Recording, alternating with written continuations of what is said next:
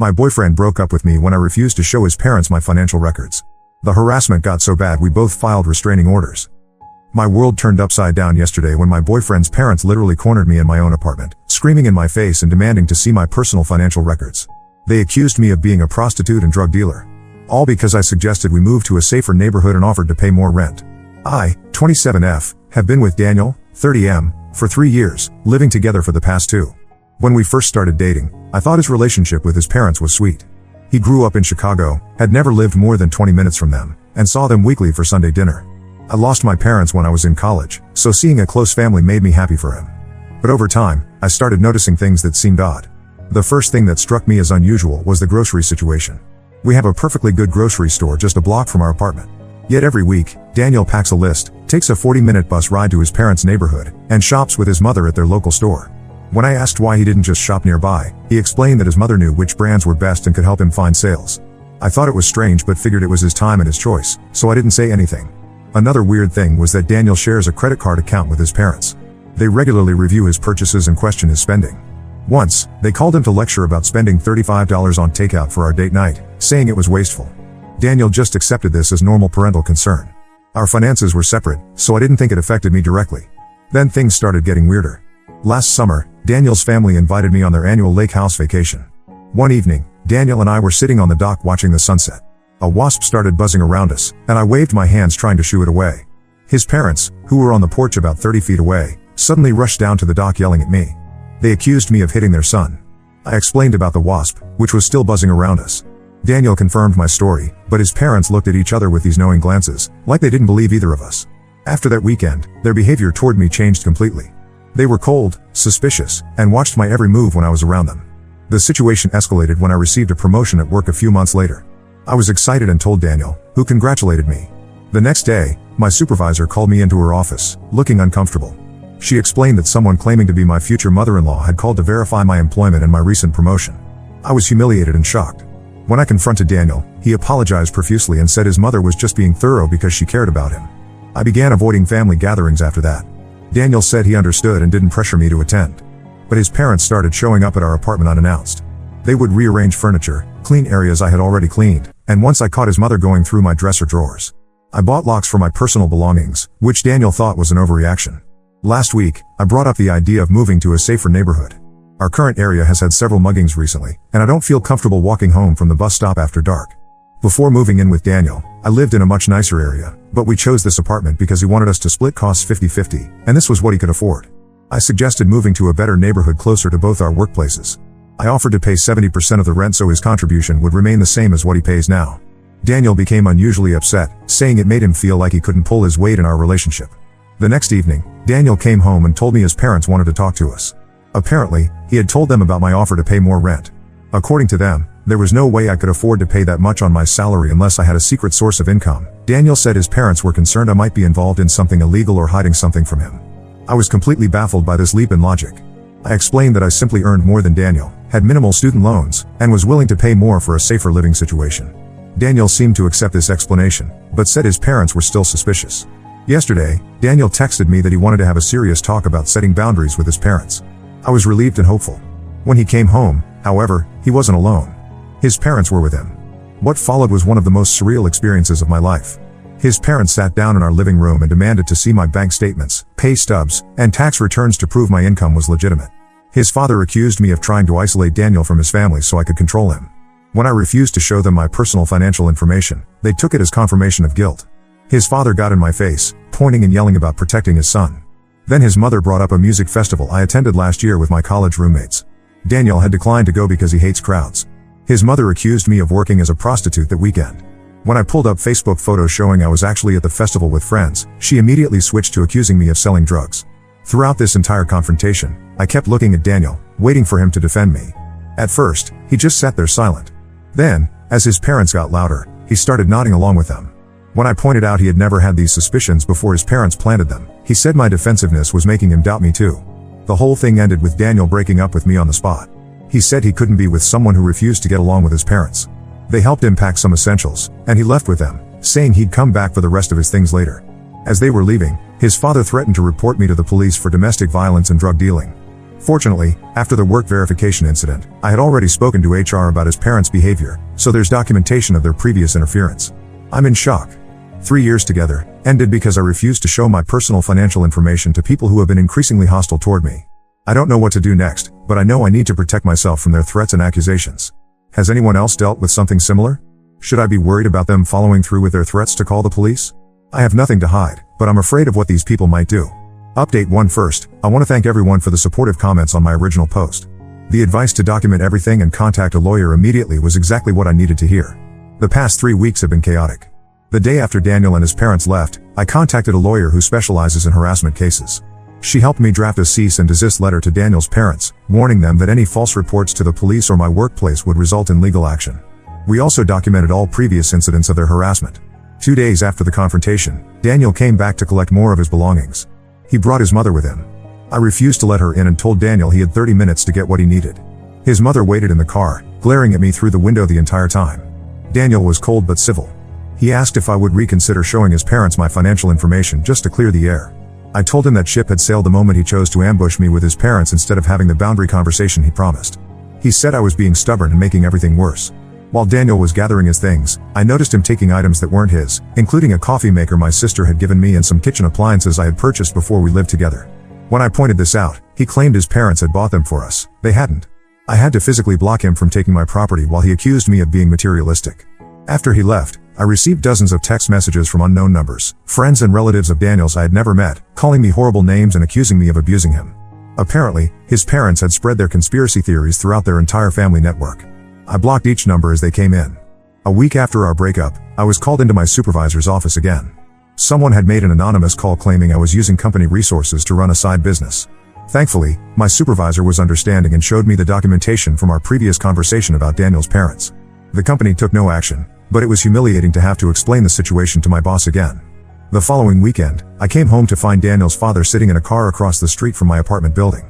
He followed me to the entrance, calling my name. I ignored him and went inside, immediately calling my lawyer. She advised me to document the incident and call the police if he showed up again. True to her word, Daniel's mother did file a police report claiming she had witnessed me hitting Daniel during a lake house vacation. The police contacted me, and I explained the situation, providing contact information for my lawyer. I also mentioned the documentation with my HR department regarding the family's pattern of harassment. The officers seemed skeptical of their claims, especially when I explained that the alleged hitting incident involved a wasp on a dock nearly a year ago, with no injuries reported at the time. The most surprising development came when Daniel's cousin Monica reached out to me. Monica and I had met a few times at family events but weren't close. She apologized for what was happening and revealed some family history I hadn't known. According to Monica, Daniel's parents had driven away every girlfriend he'd ever had. His college girlfriend was accused of cheating because she studied late at the library. Another girlfriend was accused of stealing when she borrowed Daniel's sweater. But I had lasted the longest and gotten closer to Daniel than anyone, which Monica believed made his parents escalate their tactics. Monica also told me something that finally made pieces click into place. Daniel's father lost his job 6 years ago due to embezzlement accusations. Though charges were never filed, the scandal forced them to move to a different neighborhood and damaged their social standing. Since then, his parents had become increasingly paranoid about people trying to take advantage of them or Daniel. This explains so much about their behavior, the financial monitoring, the suspicion of my promotion, the immediate leap to assuming criminal activity when I offered to pay more rent. They were projecting their own history onto me. Yesterday, I received an email from Daniel. He apologized for how things ended and said he'd been staying with his parents but planned to get his own place soon. He asked if we could meet to talk about trying again. He claimed he realized his parents were a bit overprotective and he wanted to work on setting better boundaries. I haven't responded. Part of me wants to believe he's genuinely had a realization, but the rest of me remembers how quickly he turned on me when his parents started making accusations. He had promised to talk about boundaries before, only to ambush me with his parents instead. For now, I'm focusing on protecting myself legally and emotionally. I've changed the locks on my apartment, installed a security camera, and documented every interaction with Daniel and his family. My lease ends in 2 months, and I plan to move to that safer neighborhood I wanted, without having to justify my finances to anyone. Has anyone been in a situation where an ex seemed to genuinely recognize toxic family dynamics? Is it ever possible for someone to truly break free from that kind of control? Or am I better off continuing with no contact? Update 2. It's been 2 months since my last update, and things have taken several unexpected turns. After much consideration, I decided to meet with Daniel at a public coffee shop to hear what he had to say. I brought a friend who sat at a nearby table just to be safe. Daniel appeared thin and tired. He apologized again for everything that happened and admitted his parents had issues with boundaries. He told me he had moved into his own apartment the previous week, the first time he lived away from his parents' influence.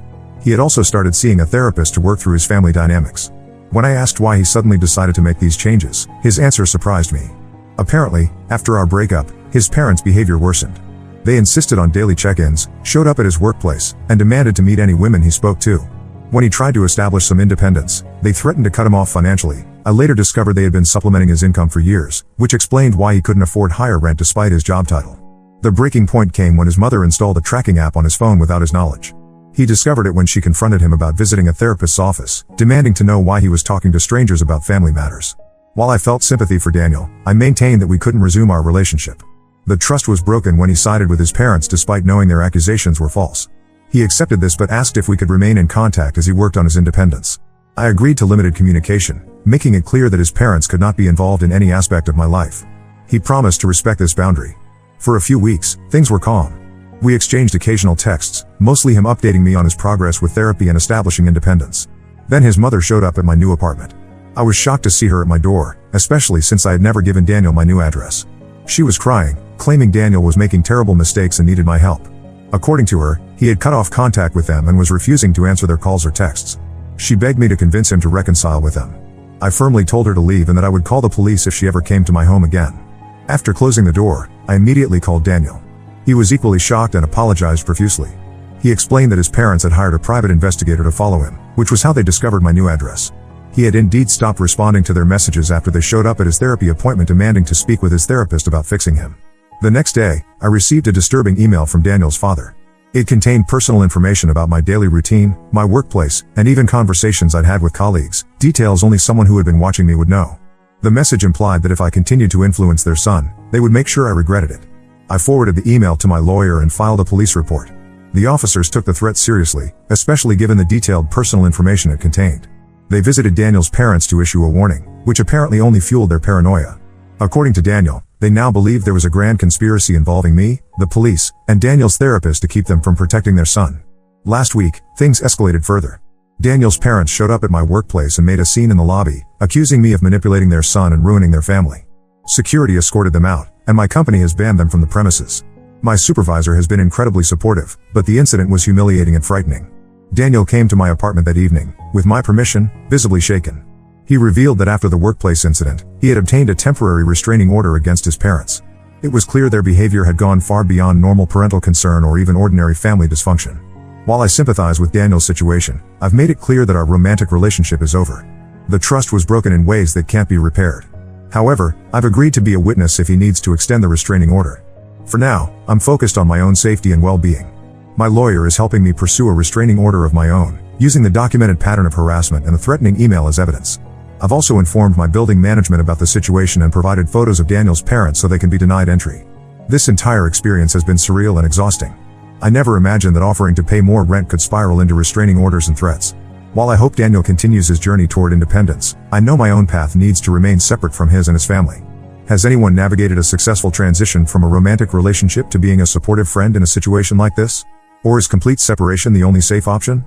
Update 3. It's been 6 months since my last update, and I believe this will be my final post about this situation.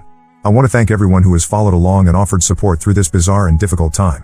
The restraining orders against Daniel's parents were granted for both of us. The evidence of harassment, stalking, and threats was overwhelming. The judge ordered them to stay at least 500 feet away from both of us, our homes, and our workplaces. They were also prohibited from contacting us through any means, including through third parties. For about 2 months, the restraining orders seemed to work.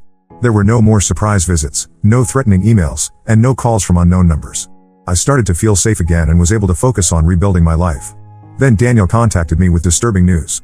His parents had violated the restraining order by sending letters to his neighbors, claiming he was mentally ill and under my evil influence. They asked his neighbors to report his activities to them and included their phone number. One concerned neighbor showed Daniel the letter instead. The police were involved again, and his parents were given a stern warning. Instead of backing down, they escalated further. They created social media accounts using fake names and began posting false accusations about both of us. They contacted distant relatives and childhood friends, trying to recruit them to rescue Daniel from my supposed manipulation. The turning point came when they showed up at Daniel's workplace, causing such a disruption that security had to remove them and his employer suggested he take time off until the situation was resolved. Daniel lost his job due to the constant drama, despite having documentation about the restraining order. Throughout all of this, Daniel and I maintained limited contact. We weren't trying to rekindle our relationship, but we were each other's witnesses to the bizarre behavior of his parents. We occasionally met for coffee to update each other on legal developments or new violations of the restraining orders. During one of these meetings, Daniel revealed that he had accepted a job offer in Seattle, over 2,000 miles away from Chicago. He had not told his parents or anyone connected to them about the move. He asked if I thought he was making the right decision by moving so far away. I told him that from what I had observed, creating physical distance might be his only chance at a normal life. 3 months ago, Daniel moved to Seattle. He did not tell me exactly when he was leaving or give me his new address, a mutual decision to ensure I couldn't accidentally reveal information to his parents. He sent me a brief email after arriving safely, thanking me for my support and apologizing again for everything that had happened. 2 weeks after Daniel left, his parents resumed their focus on me. They seemed convinced I knew where he was and was hiding this information from them. They were seen driving past my apartment and workplace several times, though they never approached within the 500-foot limit of the restraining order. My lawyer suggested filing for contempt of court due to these new violations, but I was exhausted by the legal battles. Instead, I decided to make a major change of my own. I applied for a transfer to my company's Denver office and was approved. I moved to Denver last month. I didn't announce my departure on social media and asked friends not to post about my move. I changed my phone number and created new email addresses. The only people who know my new address are my sister, my closest friends, and my employer. I even drive a different car now. My sister swapped vehicles with me since Daniel's parents would recognize mine. Before leaving Chicago, I sent a certified letter to Daniel's parents through my lawyer. The letter stated clearly that I had no contact with Daniel, did not know his whereabouts, and was now leaving the city myself.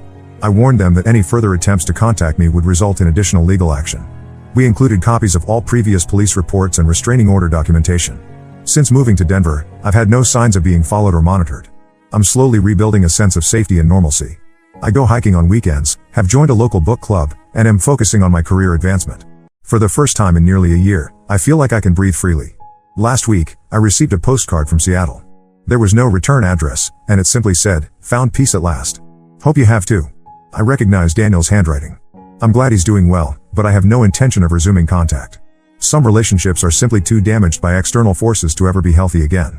This entire experience taught me how quickly life can spiral out of control due to other people's issues. What started as odd behaviors I overlooked, grocery shopping with his mom, shared credit cards, evolved into stalking, harassment, and threats that forced both of us to relocate to different states. I've learned to trust my instincts when something feels wrong, to set clear boundaries from the beginning, and to value my safety and peace of mind above all else. I've also learned that you cannot save someone from their own family dynamics, they have to be willing to break free themselves. To everyone who has followed this strange journey, thank you for your support and advice. I'm closing this chapter of my life and looking forward to new beginnings in Denver. Now let's move to the next story. Story 2. My dad divorced my mom for a younger secretary and my stepmom tries to throw me out of my house. I think my dad forgot that the house is still under my mom's name. I'm a 17-year-old guy, and my life has been turned upside down in the past year. It all started when my dad, who's 45, left my mom, 43, for his 28-year-old secretary. I never saw it coming. My parents always seemed happy together, or at least I thought they were. Growing up, we were a typical middle-class family. Dad worked as a manager at a local manufacturing plant, and mom was a part-time librarian. We lived in a nice house in the suburbs, went on yearly vacations, and generally had a good life. I was an only child, so I got a lot of attention from both my parents. Dad was always the stricter parent, pushing me to excel in school and sports. He had this idea that I needed to be tough to succeed in life. Mom, on the other hand, was more laid back. She encouraged my creative side and always told me to follow my passions. Things started to change about 2 years ago when Dad got a promotion. He began working longer hours and seemed more stressed. That's when he hired Jessica as his personal secretary. At first, I didn't think much of it. Jessica would sometimes come to our house for work-related stuff, and she always seemed nice enough. Looking back, I should have noticed the signs. Dad started working late more often. He'd miss my school events, saying he was swamped at work. Mom tried to hide it, but I could see she was worried and upset. There were hushed arguments behind closed doors that would stop as soon as I walked by. Then, about a year ago, Dad dropped the bomb. He sat Mom and me down and announced he was leaving us for Jessica. He said he had fallen in love with her and that they were going to get married.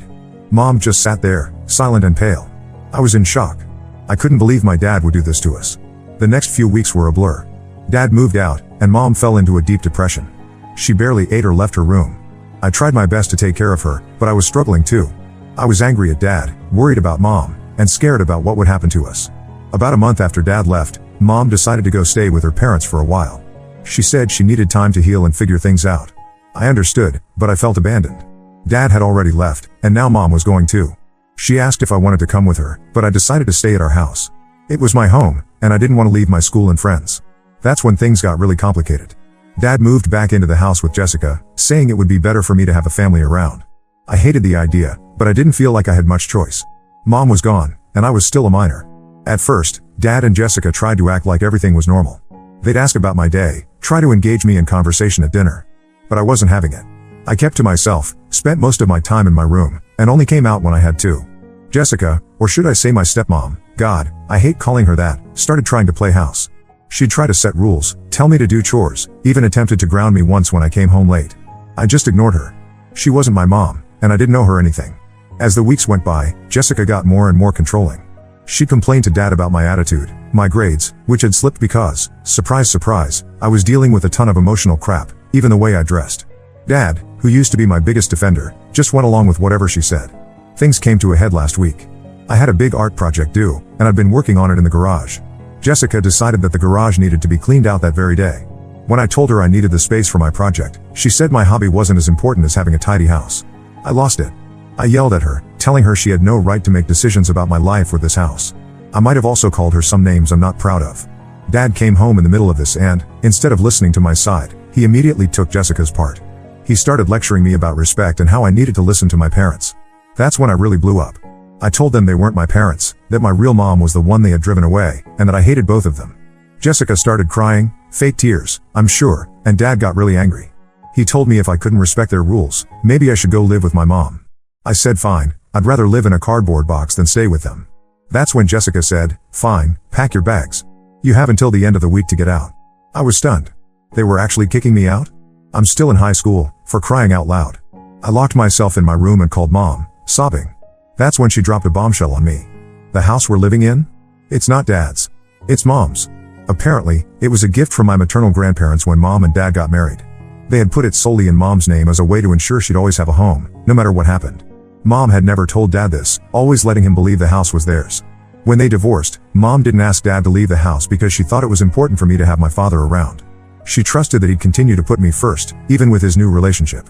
But now, hearing how they were treating me, she was furious. Mom told me not to worry, that she'd handle everything. She said she'd be home tomorrow and that Dad and Jessica were the ones who'd be leaving, not me. I'm sitting in my room right now, alternating between feeling scared, angry, and weirdly triumphant. I don't know what's going to happen when Mom gets here, but I know it's going to be intense. I'll update when I can. Am I wrong for feeling a bit excited about this? Part of me feels guilty for potentially making Dad and Jessica homeless, but another part feels like they deserve it after how they've treated me and Mom. I don't know what to think anymore. Update 1 Wow, I didn't expect my post to blow up like this. Thank you all for your support and advice. A lot has happened in the last few days, so here's an update. Mom came home the day after I posted. She arrived early in the morning, before Dad and Jessica were awake. We had a long talk where she apologized for leaving me alone to deal with everything. She explained that she had been in a really bad place mentally after the divorce and needed time to heal. She also said she regretted not telling me about the house situation earlier, but she had hoped it wouldn't come to this. When Dad and Jessica came downstairs, they were shocked to see Mom in the kitchen. Dad started to say something, but Mom cut him off. She calmly explained that this was her house, and that she wanted them out by the end of the week. You should have seen their faces. Dad turned pale, and Jessica's jaw practically hit the floor. Dad started sputtering about how this was his house too, that he had paid the mortgage for years. Mom just slid the deed across the table to him. His name wasn't on it. Jessica got angry. She started yelling about how they couldn't just be thrown out, that they had rights. Mom just looked at her and said, "You had no problem throwing my underage son out of his home. At least I'm giving you a week to find a new place." Dad tried to appeal to Mom's emotions, talking about our family history in the house, how it had been our home for so many years. Mom wasn't having it. She said, "It stopped being your home the day you chose her over your family." They argued for a while, with Dad threatening legal action and Jessica alternating between crying and yelling. Mom stood her ground. She had already talked to a lawyer and knew her rights. The house was solely in her name, and Dad had no claim to it. Eventually, Dad and Jessica retreated to their room. We could hear them arguing behind the closed door. Mom and I spent the day catching up and making plans. She's moving back in permanently, and we're going to redecorate the house to make it feel like ours again. The next few days were tense. Dad and Jessica mostly stayed in their room, only coming out to eat or use the bathroom. They tried a few more times to argue with Mom, but she remained firm. I overheard Dad on the phone with a lawyer, who must have told him the same thing Mom did because he seemed even more defeated afterward. On the third day, Jessica left. She took her stuff and went to stay with a friend. She didn't even say goodbye to me, not that I cared. Dad seemed lost after she left. He tried to talk to me a few times, but I wasn't ready to forgive him yet. The day before they were supposed to leave, Dad asked to talk to Mom and me together. He apologized for everything he had done. He admitted that he had handled the divorce terribly and that he had been an awful father to me over the past year. He said he realized now how selfish he had been and how much he had hurt us. Mom listened quietly, then told him that while she appreciated his apology, it didn't undo the damage he had caused. She said he needed to work on himself before he could hope to repair his relationship with me. I didn't say much during this conversation. Part of me wanted to forgive Dad, to have things go back to the way they were. But a bigger part of me was still angry and hurt. I told Dad I needed time and space to process everything. Dad left the next day. It was strange watching him pack up his life into his car. Before he left, he hugged me and told me he loved me. I didn't say it back, but I did hug him. It felt like the end of a chapter in my life. Now it's just Mom and me in the house. We're slowly settling into a new routine. Mom's looking for a job in town so she can move back permanently. I'm catching up on my schoolwork and trying to process everything that's happened. I'm still angry at Dad, but I'm also sad. I miss the relationship we used to have, but I don't know if we can ever get that back. Mom says it'll take time and that it's okay to have mixed feelings about everything. As for Jessica, I heard from a friend that she and Dad broke up. Apparently, she didn't sign up for all this drama. Can't say I'm sad about that. I'll update again if anything significant happens. Thank you all again for your support. It's been a crazy ride, but I'm hopeful that things will get better from here. Update 2. It's been about a month since my last update, and a lot has changed. Some for the better, some. Well, it's complicated. First, the good news. Mom has officially moved back home, and it's been great having her around again. We've been spending a lot of time together, catching up on everything we missed during our time apart. She found a job at a local publishing company, which she's really excited about. It's nice to see her happy again. We've also been redecorating the house. We painted the walls, rearranged the furniture, and even started a small vegetable garden in the backyard. It feels like we're reclaiming our space, making new memories to replace the painful ones. My grades have improved now that things have settled down at home. I'm even thinking about college applications, something that seemed impossible a few months ago. Mom's been really supportive, helping me research schools and programs. Now, for the complicated part. Dad's been trying to make amends. He calls regularly and has been asking to see me. At first, I ignored his calls and messages. I was still too angry and hurt to deal with him. But after talking it over with Mom and my therapist, yes, I started seeing one. It's been really helpful. I decided to give him a chance. We met at a cafe last week. It was awkward at first. Neither of us seemed to know what to say. But eventually, we started talking. Dad apologized again for everything that happened. He said he'd been going to therapy too, trying to understand why he did what he did. He told me about his own childhood, things I'd never known before. His father had been abusive, always putting him down and telling him he wasn't good enough. Dad said he'd spent his whole life trying to prove his worth, always chasing the next achievement. When he got the promotion and met Jessica, it was like he saw a chance to be the successful, important man his father always said he couldn't be. He admitted it was no excuse for how he treated Mom and me, but hearing about his past helped me understand him a little better. He seemed genuinely remorseful and said he wanted to try to rebuild our relationship, if I was willing. I told him I needed more time. That while I appreciated his honesty, I wasn't ready to let him back into my life fully yet. He said he understood and that he'd wait until I was ready, no matter how long it took. As for Jessica, turns out their breakup wasn't as final as we thought. They're still in contact, trying to work things out. When Dad told me this, I felt that old anger rising up again. But he assured me that things would be different this time. He said he'd made it clear to Jessica that if they got back together, she needed to respect his relationship with me and Mom. I'm not sure how I feel about this. Part of me thinks Dad deserves a chance at happiness, but another part is worried he'll fall back into old patterns. Mom says it's not our place to judge, that Dad needs to figure things out for himself. She's been surprisingly understanding about the whole thing. There's been an unexpected development with my grandparents, Mom's parents, too. When they heard about everything that happened, they were furious with Dad. But they were also upset with Mom for not telling them how bad things had gotten. Apparently, there had been some tension between Mom and her parents for years, stemming from their overprotectiveness. This whole situation seems to have brought them closer together. Grandma and Grandpa have been visiting more often, helping out around the house and spending time with me. It's nice to have more family around, even if the circumstances that brought us together were less than ideal. As for me, I'm taking things one day at a time. Some days are better than others. There are still moments when I get angry thinking about everything that happened. But there are also days when I feel hopeful about the future. I'm learning that family is complicated. People make mistakes, sometimes big ones. And while forgiveness isn't always easy or even possible, understanding can help ease the pain a little. I don't know what the future holds for my family. Will Dad and Jessica work things out? Will I ever fully trust Dad again? Can our family heal from all this? I don't have answers to these questions yet. What I do know is that I'm stronger than I thought I was. I've survived one of the toughest years of my life, and I'm still standing. I have a mom who loves me, grandparents who support me, and even a dad who's trying to make things right.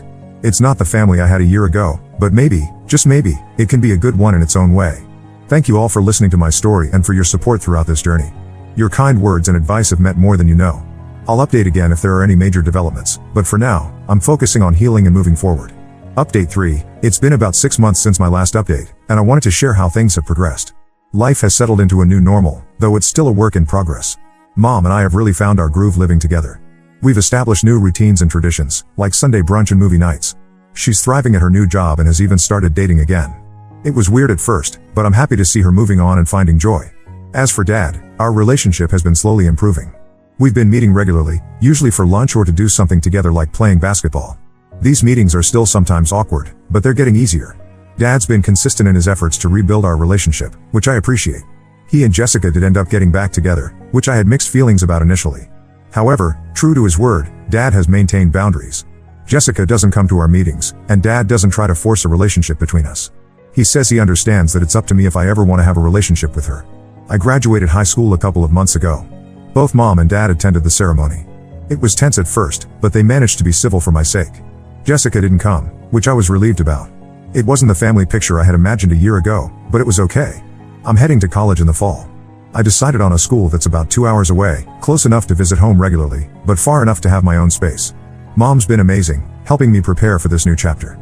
Dad's been supportive too, offering to help with expenses and move-in day. My relationship with my grandparents has continued to grow stronger. They've become a much bigger part of my life, and I'm grateful for their support and wisdom. They've shared stories about Mom's childhood and their own lives, helping me understand my family history better. As for me, I feel like I've grown a lot through this experience. Therapy has been incredibly helpful in processing my emotions and developing coping strategies. I've learned a lot about forgiveness, not just of others, but of myself too. I've realized it's okay to still feel angry sometimes, and that healing isn't a linear process. I've also learned valuable lessons about communication and setting boundaries. I'm more assertive now about expressing my needs and feelings, which has improved all my relationships. Looking back, I can see how far we've all come. A year ago, I couldn't imagine ever feeling okay again. Now, while things aren't perfect, they're manageable. I've accepted that our family will never be what it once was, but that doesn't mean it can't be good in its own way. As I prepare for college, I feel a mix of excitement and nervousness. I'm looking forward to new experiences and opportunities, but I'm also a bit anxious about leaving the stability Mom and I have built. However, I know I have a strong support system behind me. Dad and I had a heart-to-heart recently where he expressed how proud he was of me for how I've handled everything. He apologized again for putting me through so much pain and promised to continue working on being a better father. It was an emotional conversation, but a needed one. Mom continues to be my rock. She's encouraged me to keep an open mind about my relationship with Dad while also reminding me that it's okay to prioritize my own well-being. Her strength and resilience throughout this whole ordeal have been inspiring. As for the house, it truly feels like home again. The painful memories have been replaced by new, happier ones. Mom and I have talked about what will happen to it when I'm at college. For now, it'll remain our home base, a place I can always return to. I'm not sure what the future holds, but I feel better equipped to handle whatever comes my way. This experience, as painful as it was, has taught me so much about resilience, forgiveness, and the complexities of family dynamics. Thank you all for following my story and for your support throughout this journey. Your kindness and advice have been a source of comfort during some really tough times. As I embark on this new chapter of my life, I carry with me the lessons learned and the strength gained from this experience.